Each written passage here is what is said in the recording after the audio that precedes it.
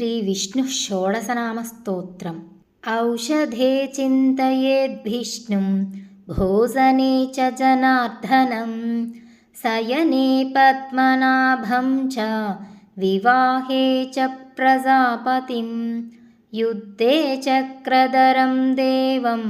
प्रवासे च त्रिविक्रमं नारायणं तनुत्यागे श्रीधरं प्रियसङ्गमे दुःस्वप्ने स्मर गोविन्दं सङ्कटे मधुसूदनं कानने नारसिंहं च पावके जलसायिनं जलमध्ये वराहं च पर्वते रघुनन्दनं गमने वामनं चैव सर्वकालेषु माधवं षोडशैतानि नामानि प्रातरुत्थाय यः पठेत् सर्वपापविनिर्मुक्तो विष्णुलोके महीयते। औषधे चिन्तयेद्विष्णुं भोजने च जनार्दनं शयने पद्मनाभं च विवाहे च प्रजापतिं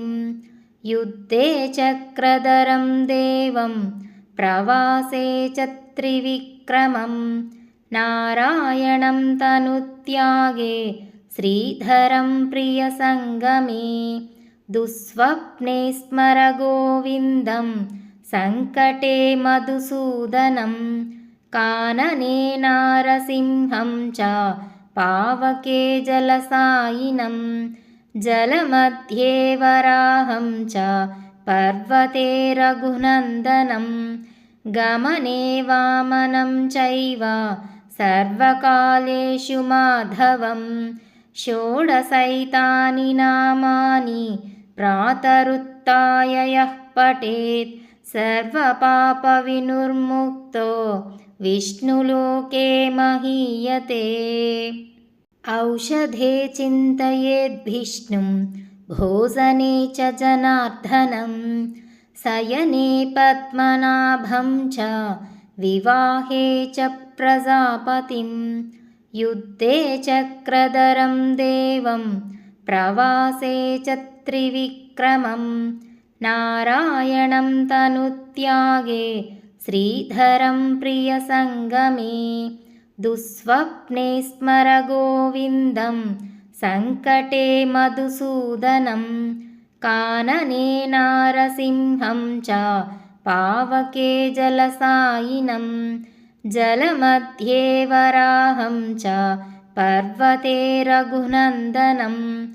गमने वामनं चैव सर्वकालेषु माधवं षोडशैतानि नामानि प्रातरुत्थाय यः पठेत् सर्वपापविनिर्मुक्तो विष्णुलोके महीयते।